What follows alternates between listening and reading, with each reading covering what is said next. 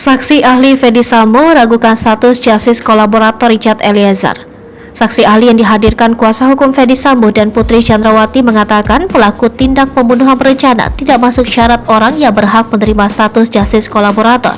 Hal ini diungkapkan oleh ahli hukum pidana Mahrus Ali saat menjadi saksi ahli meringankan perkara pembunuhan berencana Brigadir Nofriansyah Yosua Huta Barat dengan terdakwa Ferdy Sambo dalam persidangan di Pengadilan Negeri Jakarta Selatan, Kamis 22 Desember 2022.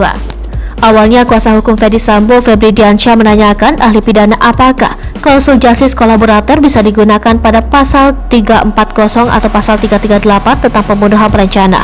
Mahrus Ali mengatakan, menurut pasal 28 Undang-Undang Nomor 13 Tahun 2006 tentang pelindungan saksi dan korban, justice kolaborator hanya diberikan kepada pelaku tindak pidana tertentu.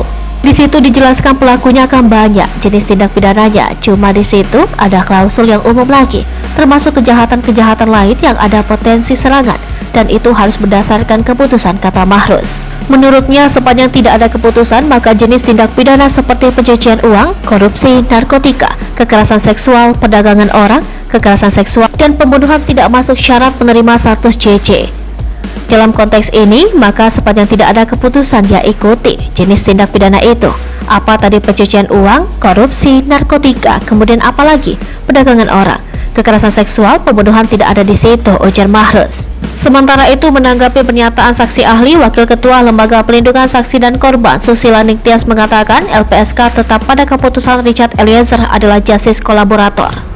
Itu kan ahli yang meringankan Ferdy Sambo dan dihadirkan dari pihak Ferdy Sambo. Tentu keberpihakannya jelas kepada Ferdy Sambo, kata Susila Ningtyas saat dihubungi. Ia mengatakan peran Richard sebagai justice kolaborator justru membuat terang pengungkapan kasus ini sehingga penegakan hukum pidana dapat berjalan. Menanggapi klaim saksi ahli, Susila Ningtyas menegaskan pemberian JC kepada Richard Eliezer diatur dalam Undang-Undang Nomor 31 Tahun 2014 tentang perubahan atas Undang-Undang Nomor 13 Tahun 2006 tentang perlindungan saksi dan korban.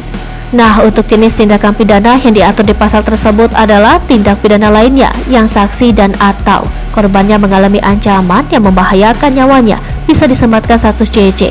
Jadi sudah memenuhi syarat di pasal 28 ayat 2 Undang-Undang 31 Tahun 2014, kata Wakil Ketua LPSK ini.